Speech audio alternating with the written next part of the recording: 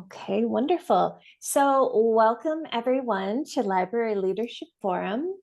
I'm very excited to have a super special guest today who is Tami Lee, our State Librarian and Director of State Library Services and Expanded Learning Opportunities, which is a very long title. And we're going to introduce Tami in just a minute, but before we do that, I do want to just give you a couple of informational bits. Our next library leadership meeting is going to be at MLA, and it will be in person. Yay! Come in person and talk about pathways to librarianship. So talking, doing some facilitated discussion around the continuing education and professional development opportunities in Minnesota. What do we need? What else do we need? What do we have? How can we do better? And that is going to be a facilitated discussion with Minitex and with a couple other local library folks. So that will be Friday, October 25th at 10:45 a.m. You don't have to register for it, just come and show up. Well, you have to register for the conference, but not for Library Leadership Forum. And then I should introduce myself. My name is Carol Jackson, and I am the facilitator of Library Leadership Forum. This is an endeavor that was put together by MetroNet with the following goals in mind. The intent is to connect Minnesota library staff across library types to delve into thoughtful discussions around library work, values, and librarianship, to enhance professional and leadership development, to tap into the value of shared experience, and to build resilient networks. I'm just gonna stop sharing my screen now, and I would invite you to, we would normally do introductions, but I just wanna make sure that we have as much Tami time as possible. So I will ask you to just introduce yourself in the chat if you like. Tell us where you're from and who you are. Okay, so I want to just introduce Tami and we'll get going here. Tami Lee is the Minnesota State Librarian and Director of State Library Services and Expanded Learning Opportunities for the Minnesota Department of Education, which she has been since October 2021. She is responsible for directing the activities of State Library Services, the Minnesota Braille and Talking Book Library, and the Expanded Learning Opportunities Division under the Office of Teaching and Learning. Tami is a dedicated library professional with 26 years of experience leading, managing, and implementing innovative and equitable library services to Minnesotans. She holds a master's degree in library science from Dominican University, St. Catherine University. And welcome, Tami. Thank you for joining us. Thank you for having me today. It's wonderful to see all of you.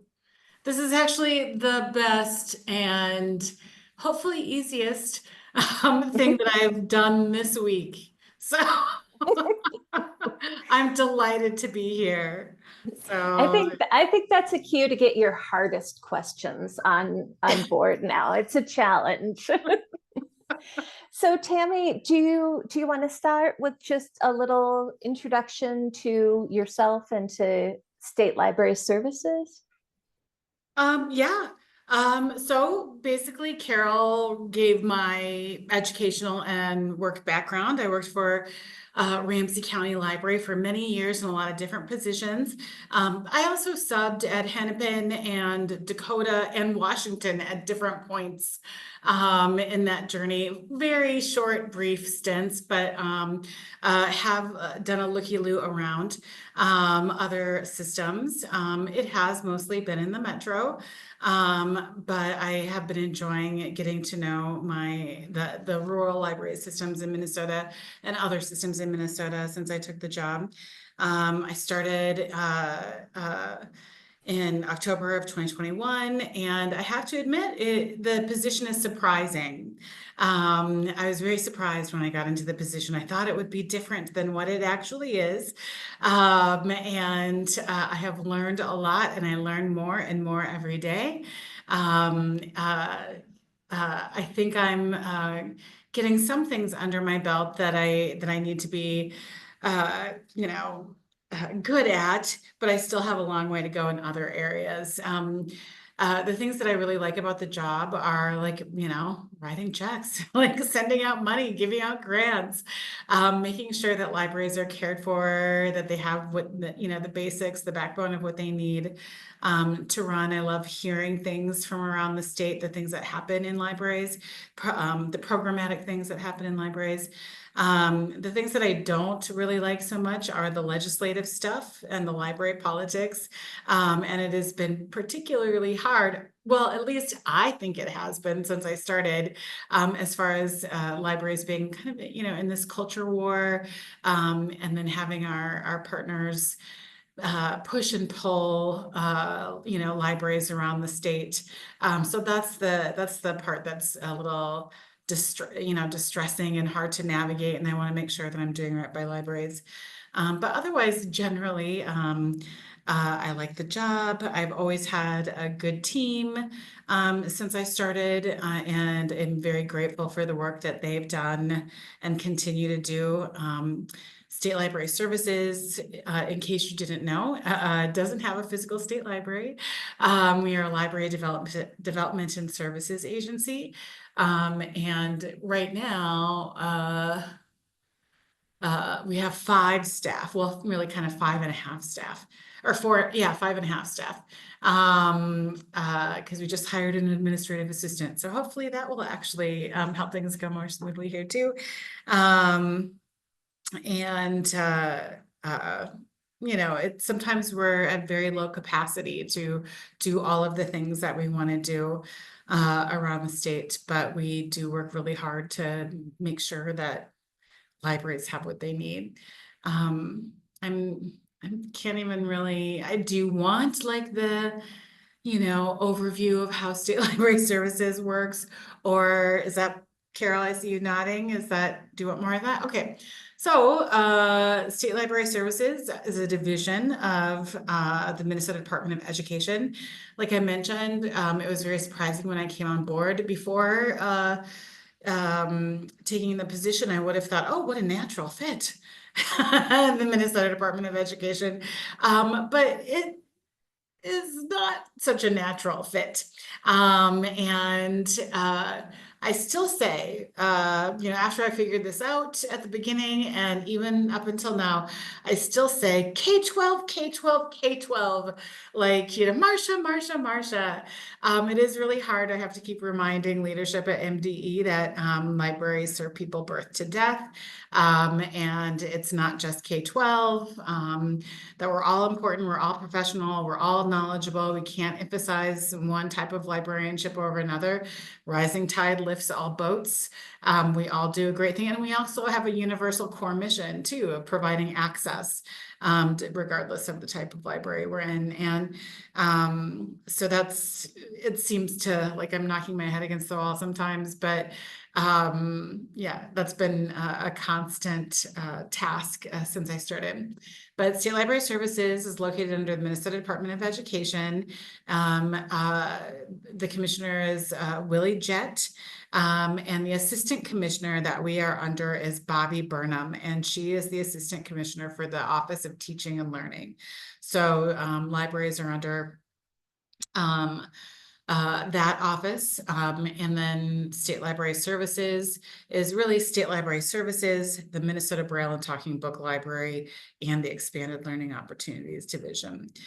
State Library Services, Expanded Learning, and a few other divisions in MDE are not so K-12 focused.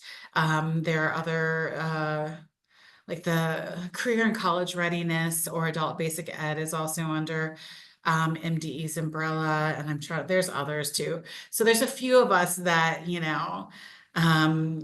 in MDE lounge and we're like grousing about K-12, K-12, K-12. But it is nice to kind of have that, have other people that know what we're going through here and State Library Services. So State Library Services is, like I said earlier, a state library administrative agency. That's how we're classified. And we are service and development because we have no physical building. And the things that we do are like, the things that we are tasked with doing are administering state and federal grants.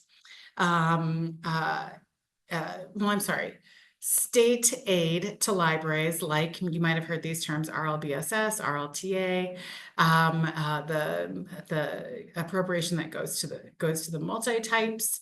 And then we also administer federal aid in the form of LSTA, which comes to us through grants to states and the Institute of Museum and Library Services.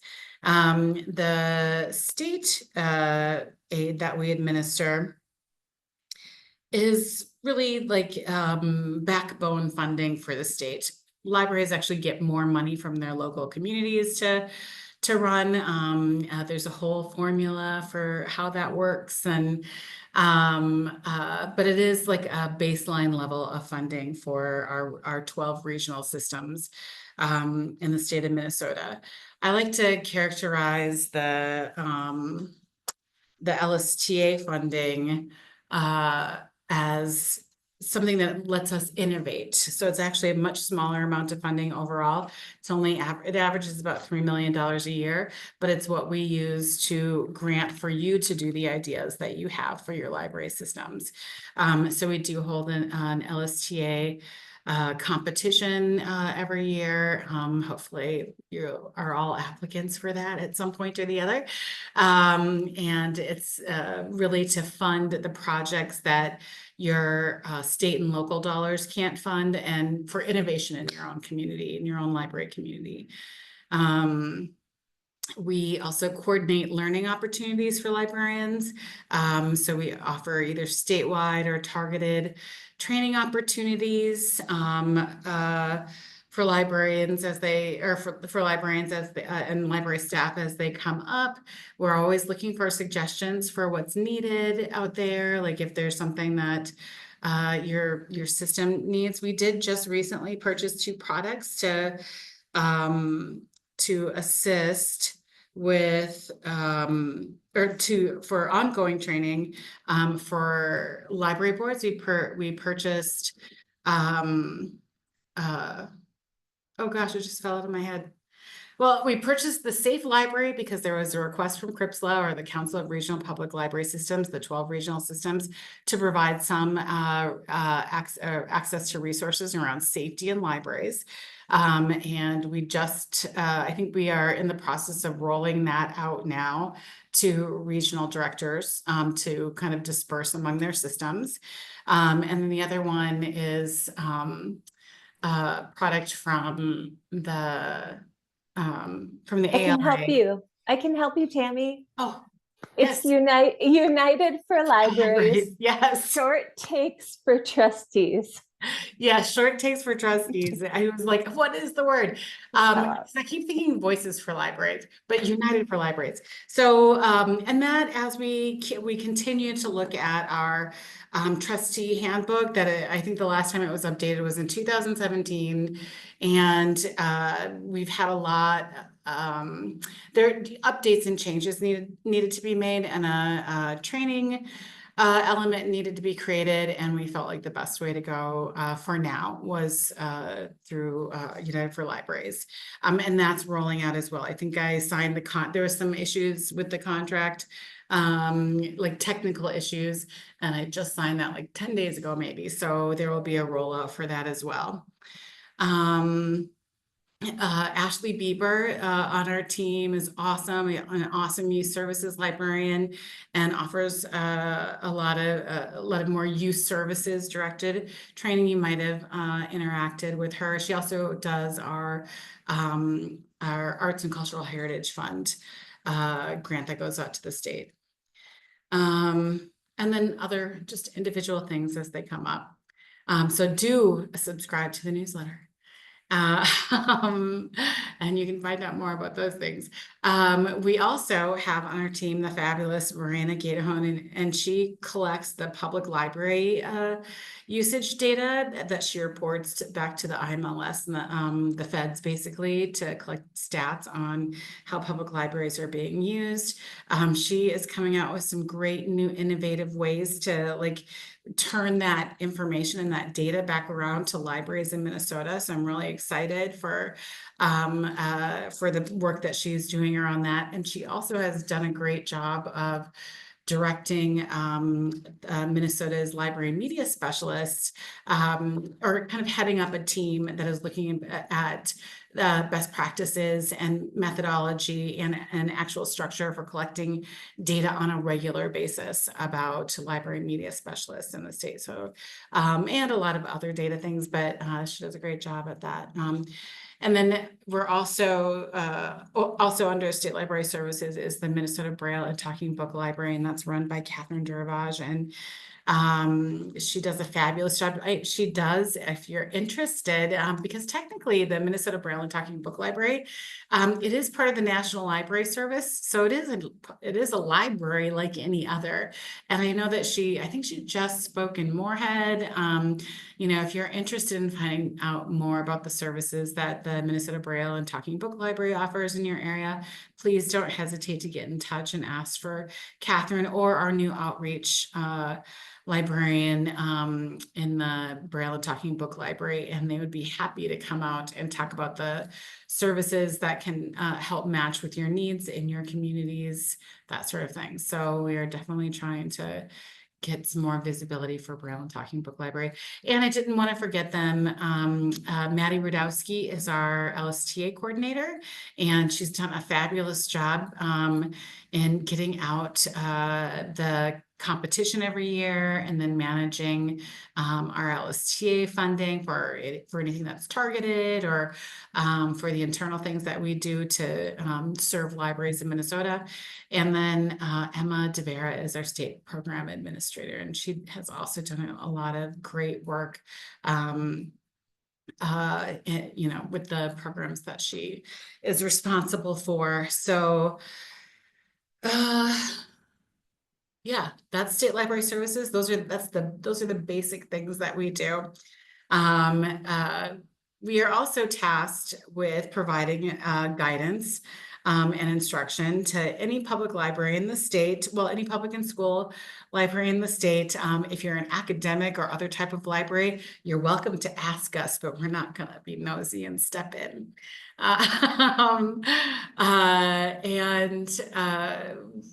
We do belong to the MLA Legislative Committee. We are non-voting members, but we do try and work in conjunction with the Legislative Committee to make sure that the issues that concern you are also being reflected internally at MDE. Sometimes they can't be, because technically we work for the governor, and the governor is the one that decides at the end what moves forward, or what he backs or she backs or whatever.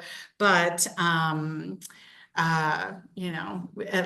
we can voice an opinion in the form of like bill comment. We can try and move things forward and always try and align with the wishes of the Library Association and librarians in the state. So yeah. The other big partner that we have in State Library Services is Minitex. Actually, I think Maggie hates when Maggie Snow is the director of Minitex, and I think she hates when I describe it like this, but she's like, but you're not wrong when I've said it before. Since we don't have a physical library, Minitex has been doing a lot of the things that a physical state library would probably or most likely been doing around like resource sharing and ebook collections and things like that. And so they've been a great partner, and we do spend we manage a state appropriation for them, and we also fund them through our federal dollars as well, to make sure that work can continue around electronic materials and resource sharing in the state of Minnesota. So, and that includes things like interlibrary loan and things that are so important that Minnesotans are used to. So, last but not least, I guess, would be I mentioned it before. It is probably my least favorite part of the job is the legislative stuff, the Sturm und Drang. I guess I don't know. These things, and that's why I'm saying that this is the best meeting of my week, because it's been especially with the situation with our governor, things are just like tense around this place. And things keep popping up, and some of them include libraries. And so the legislative stuff, the political stuff is the stuff that is not such a great part of the job. I don't hate it though either. It has been an interesting journey getting my feet when it comes to legislative season. But I am all about library advocacy, and I'm passionate about libraries and librarians and librarianship. And so representing that consistently, representing my values around it consistently, representing Minnesotans is really like the I hate that I have to do it, but I also will always do it, and I love to do it. So I think that we're making some headway. I think that we are starting to be noticed internally, and our importance, and the hits that we've taken, especially as far as like culture war issues go. I think that we are doing a great job building relationships with MLA, especially, but also our other library leadership in the state, to make sure that we're all kind of coalescing. There's a ways to go, but I think we're on a good path for that. So, but yeah, so that's those are basically the things that happen here. I'm sure I'm forgetting something. The things. State libraries, SLAAs, or state library administrative agencies, are positioned in different ways. I think currently there are 54 state librarians, part of the chief officers of state library agencies. There was 56 last year, but basically if you don't pay your dues, you can't be a part of the gang. And so I was surprised the other day. I was looking at something, and American Samoa for a while wasn't participating, and then all of a sudden they're participating again. And I was like, who's this? Who's new? Every state to receive their IMLS dollars need to have like some sort of state library administrative agency, and I'm part of the one in Minnesota. And one thing that we've been working on nationally, as far as COSLA, or the Chief Officers of State Library Agencies, is advocacy. It's really hard to do advocacy with federal dollars. In fact, we're not supposed to. We can't be like, libraries are great. We can only talk about specific things. So there's been a big push from organizations like the Urban Library Council, and COSLA and ALA and others, to rethink how we do advocacy, especially in light of where libraries, the issues that libraries have faced. So I'm hoping to bring a little bit more of that work to Minnesota as well. So yeah. I can't think of anything else to say. Does anybody have a question about something? I was just going to say, if you do, please unmute yourself and ask it, or feel free to put it in the chat if that's easier, if you're at a public computer or whatever. Tammy, take a breath. It's a lot, isn't it? So let me just open up and say, please share your questions for Tammy.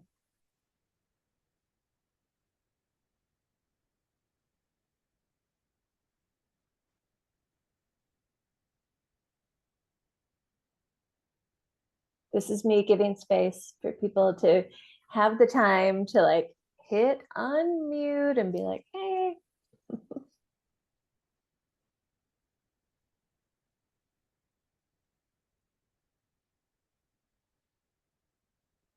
Okay, well, while you all do that, I would love to know, Tammy, you mentioned that advocacy is your favorite part of your job. Did you say that? You said that. Yeah, I think I did. I All did say right. it that way. Yep. And so, what shape does that take when you're kind of hampered by those legislative guidelines and such? Well, in state library services, our like road to advocacy, our main like legitimate out front road to advocacy is data, supplying data and information to our partners and our collective work for Minnesota libraries. And so really Verena does the bulk of that, but we are starting to do some new things. Again, Verena has some great things coming out to like turn around library data around the state to all of the public libraries. We are starting to look at an RFP for somebody to do like a what do you call it? An annual, what is it called? The annual report, I went to DC last March to do the Voices for Library events, and it was great actually meeting a bunch of Minnesota national leaders and their staff. But a lot of people were like, hey, do you have an annual report? And it's like, and so we want to start doing that since we're starting to put data together and push it out to libraries. And we also want to be able to inform our own our state legislature and keep them more abreast of what's going on in libraries. We want to be more seen and vocal. And again, being more seen isn't necessarily saying libraries are great, but it is saying libraries are great. We shouldn't be buried. If you saw some of the legislative proposals that come through that literally are like, state library services needs to do this, that, and the other thing, or the Minnesota Braille and Talking Book need to do A through F activities, and we're like, yes, we do that. And I think it's a matter of not being visible, well, and I think it's other things too. So if we can start being more visible, I'm not sure that that's what our umbrella organization wants for us, but I am constantly pushing for that internally. And so hopefully we'll be able to kind of expand that visibility internally and to the state of Minnesota.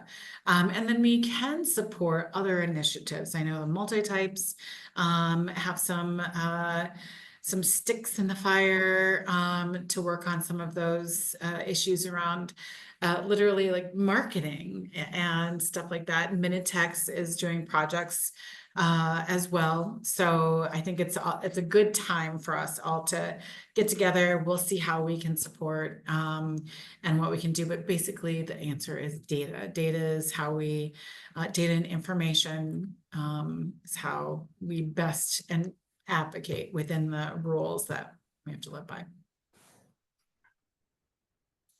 Thank you.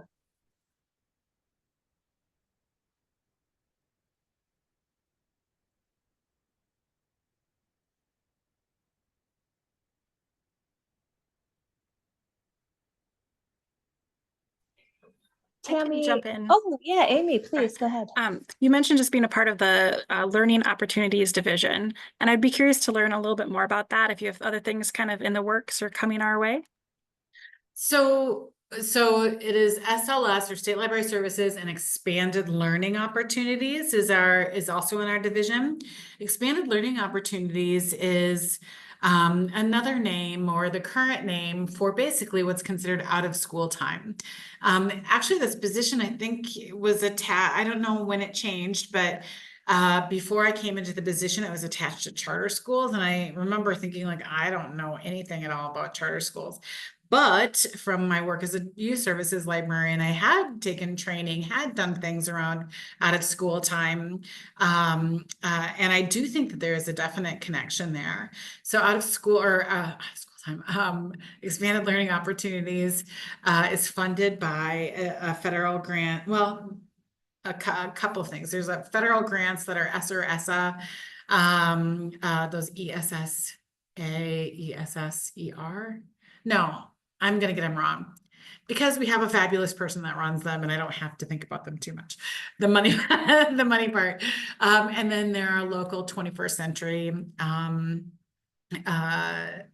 what is it? 21st century, after school program dollars too that are local or that are state, and basically they give grants and oversee or administer appropriations for local community organizers like they don't do yes, they do Boys and Girls Club, things like that. They give or Ignite after school, things like that. And it's all around out of school time. So it's also K-12 sort of program to a certain extent as well, because again, people forget, or our colleagues forget, that they're not all about K-12. They're actually about being away from the school day. We haven't found any significant ways to collaborate with them in libraries yet, because it is kind of, in a way, it's like a third party sort of situation. So they provide a grant to an organization that runs other programs. And so far, I mean, we do talk to, like, I've been in meetings with Ignite, and there's a United Way, or no, not United Way. I'm not remembering all of them, where I have talked about libraries, where I've been invited to talk about libraries, but it really is up to those community partners to find those connections with libraries. We've had a couple of small ones so far, but nothing like that's really big and broad. But if you're interested in partnering, I would be happy to direct you to the supervisor or the manager of that program. So Thank you for sharing more. Yeah, I didn't quite understand, so it's great to get a little bit more background and context. So that's our division. And then I wasn't sure at first, actually, if you're talking about the Office of Teaching and Learning, which is the smaller umbrella that we're under as well. And that just basically includes like our division plus early literacy. Basically what they're dealing with is the READ Act. I'm not sure if you've heard very much about that yet. The READ Act, and then we have, and please do not ask me to explain it because I do not know, the multi-tiered systems of success or something like that. And I have asked many times. It's basically data collection. It's like collect data and then give, give best practices back. But I'm not exactly sure how it looks, who does it, or where. So we don't actually ever meet. It's just kind of funny. I think we're supposed to meet on a regular basis, but they're always canceled.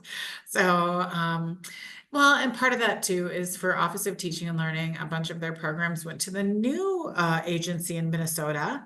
A lot of resources from the Department of Education went to the Department of Children, Youth, and Families, which is kind of a reboot of the Children and Families program that we used to have. So yeah. Thanks for the question. Tami, State Library Services used to be its own thing, right? Its own agency. It's a little standalone. I think a long time ago it was. It's, one thing about taking the position, I started like October 21st or whatever of 2021, and we had to be out of the old Roseville location by December 8th. And so I, between meeting staff, calling people in who did, we were still in that kind of COVID time where people were working virtually. It was really mostly just me. I mean, my staff did come in, but yeah, it was mostly just me. And so we had to empty things out quickly. And I was actually kind of surprised that there wasn't this like kind of organized history of SLS, being a hands-on librarian, where you couldn't let that happen. Like you had to weed, like, you couldn't, Carol, I'll just say white bear. Back in the day, it was like white bear on steroids, I don't know if that's appropriate to say on steroids. It was white bear times 20. Um, uh, but yeah, I was really surprised. So it's really hard to get kind of the history of I'll run across, well, and then so saved what I could, got rid of what I thought was appropriate, because there's like retention schedules to follow and that sort of thing. But there were literally, I don't know, a few hundred boxes of things and more things to go through. And then it got put into storage, and we were told that within about 6 months we would have a digitization service, and we still don't have that. So that's been an issue. So I really don't know. I'll run across the names. Obviously, the last state librarian, Jen Nelson, I have met with many times actually, as a fellow chief, and on different committees that we've been on. We've had conversations. So I learned some things that way. I learned some things as I run across them. So yes, I'm assuming so. And I'm not sure when it came under the umbrella of MDE, when it became I know that the statute, well, I'm not sure. Let me see, I'd have to look that up again. But I do plan, when we actually have the tools for doing our digitization, I already have talked to like the state archivist about potentially contracting to like to make sure that we have this going into the future, like we can figure all of this stuff out and organize this stuff. And that's one of the reasons that we have the admin assistant in our division. One of the projects that they'll be working on is to oversee the digitization project and to do this work. So I was just thinking about how you were talking about being under the Department of Education and the focus on K-12, K-12. Do you see any changes to the structure that would allow you to have more of a library focus, or will you kind of always be in that education realm? Okay. How much to I say recorded about this. that? I recorded this. So when I came on board, we needed to have our 5-year plan was coming due the following June. And so we had to quickly work on putting together the 5-year plan. And one of the things in the 5-year plan that had gone in was to examine other options for the placement of SLS. And Bobby Burnham, the assistant commissioner, when she was, constantly reviewing what we were putting out, saw this and was like, absolutely, no, take this out. It's like, no, you're fine here. It felt like a really weird situation. Like, you are happy here, kind of thing. And the reason that I had put it in is because our state program officer is formerly of Maryland, and was telling me, that Maryland State Library did actually break off from its Department of Education. And I did talk to the state librarian who's retired now for Maryland before she left. I don't know, we in total probably a good 3 or 4 hours in discussion around like all of the ramifications, and she just let me pick her brain about how things work. I mean, she said it was really scary separating from our Department of Ed. The budgeting piece was she didn't know if she could do it, but she did it, and it took her about 6 years to do that.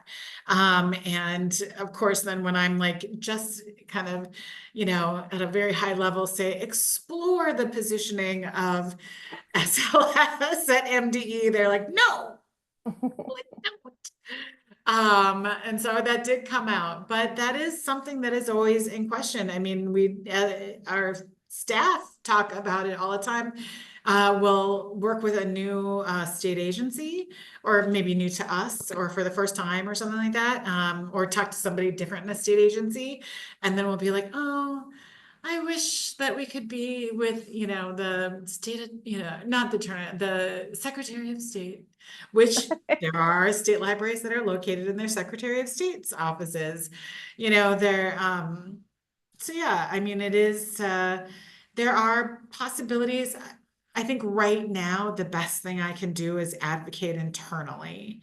And sometimes,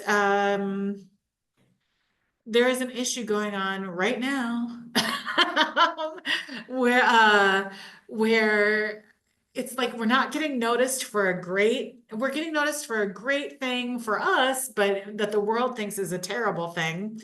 And it probably has more to do with, the Walls-Harris ticket. But in some ways, it does bring us some attention. And then I get to talk with leadership about how important we are and where we're placed and why it's important to make sure that we're protected and safe in Minnesota. And you know what I mean? So those opportunities come up, and then other good opportunities come up. I do think that libraries in Minnesota definitely need to we need to have like something where if something's going on in your region, in your area, in your system, don't hesitate to reach out to State Library Services and the AC and the commissioner, because they're your AC and commissioner too, but nobody contacts them from libraries. So then it's really just me saying, hey, this is going on and you should care about this, but they're not hearing that from anyone else. And so I think it's really important for them to notice us. I did actually also, and that's going out to CRPSLA this week. But the commissioner is doing their yearly schedule for like classroom visits.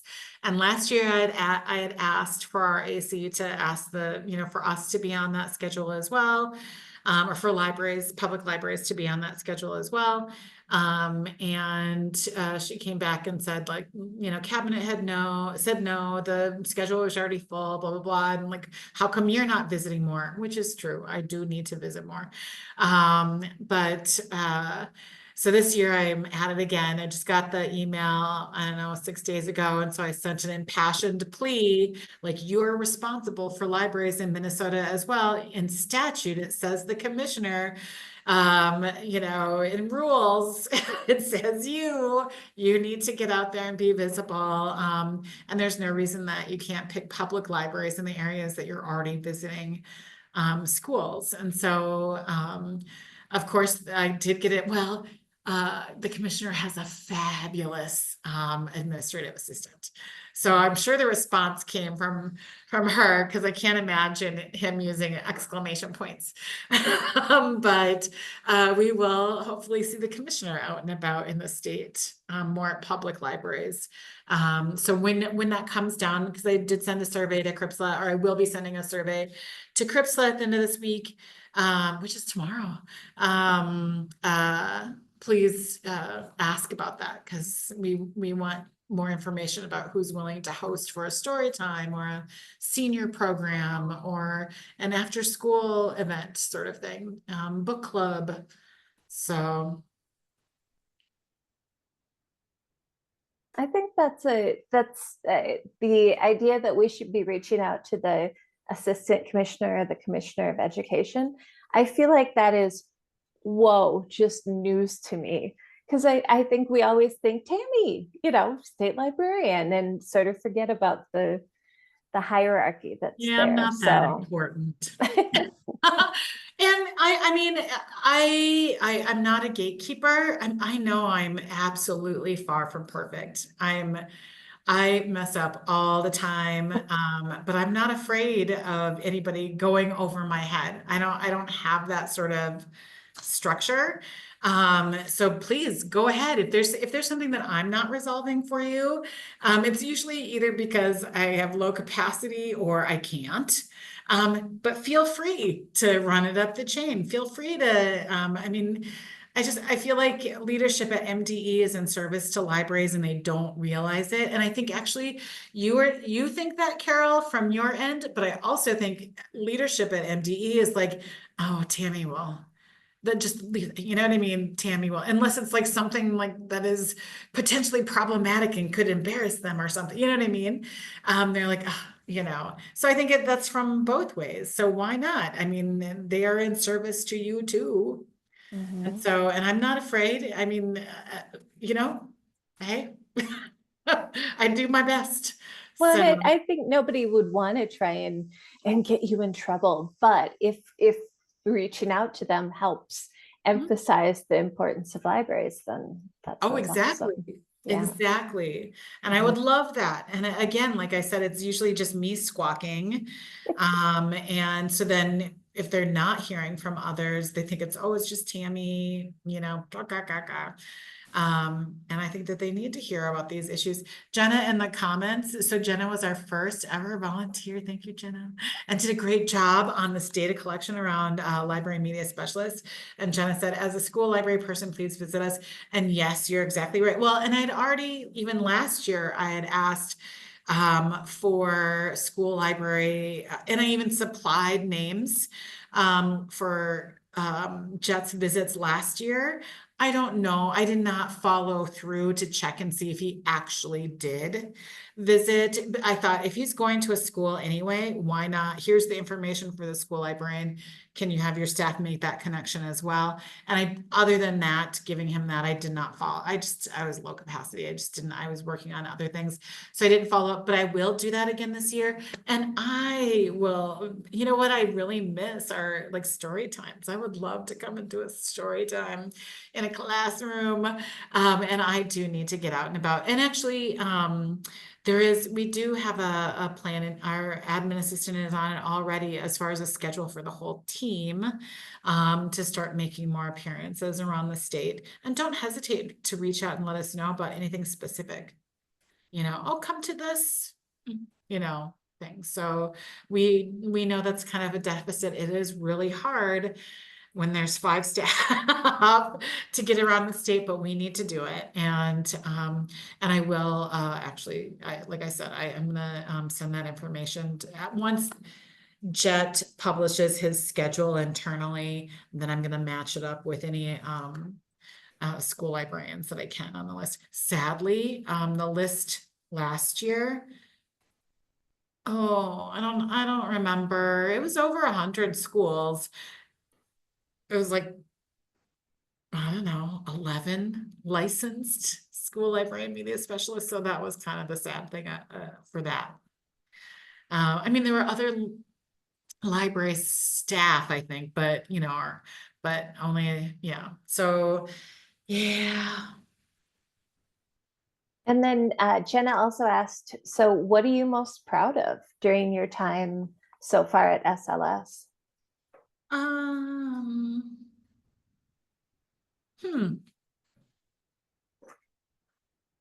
So, so I'm just going to say it, even though you're recording. So I found out today that, and I'm not going to tell you, you can find it on your own.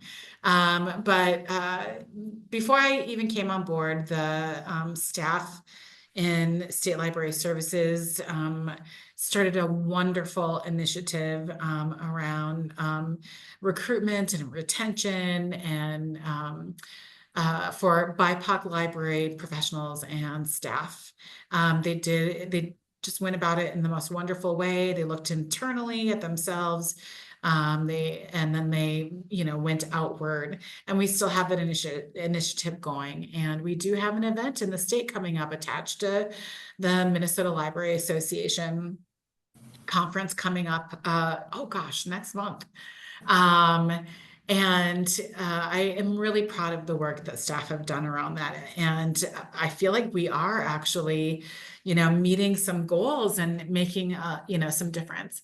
Of course, in this really tense electoral cycle, where our own governor is involved, a right-wing media site basically wrote an article about me and Tim Walz and this event. And I was reading the article, of course, leadership's in a flurry. And I'm reading the article and I'm like, hey, this actually makes me sound great. They thought it was a diss, but I'm actually really proud. I'm really proud of, I have actually done my best, like sleepless nights, health issues, blah, blah, blah, to make sure that libraries in Minnesota are safe and protected. I know I'm not everybody's cup of tea. I know I make a lot of mistakes and blunders. I'm not as visible as I should be. But I do feel like, and not even feel, I know that I have done my best to protect libraries and make sure that they continue to thrive. And so I guess in the short time that I've been here, I've got a long way to go. But I am proud of that. I mean, when you look at the access to materials bill last year and now law, that started out as a huge mess, and it was so punishing to libraries. And going back, and that wasn't my idea. I mean, it was like literally it started with a call from the governor's office saying like, hey, should the governor do an executive order? And I'm like, I'm a librarian. I don't know. And then it went to like punishing things, and then a representative came in and it was more punishing, and then language would change, and I would need to go back to MLA and other library leadership and be like, all right, like, don't be on board with this, or hey, how about this? It was very like, and I was so afraid that some of that kind of language in the bill that I felt was punishing to libraries would stay. And that was just, I mean, yeah, that was really a hard time. I was just absolutely terrified of that. And it didn't turn out that way, luckily. And a lot of work from a lot of different people. It wasn't just me, but I mean, that was really a big deal. But that's kind of what it is for a lot of things. Like, I never mean to, and I don't think I have, and I never want to move ahead for libraries without consensus and perspective, and I want people to be on board. And sometimes it does seem as if like some aspects of librarianship are like, yeah, sure, we'll give up some rights, we'll give up some, professionalism, we'll give up this.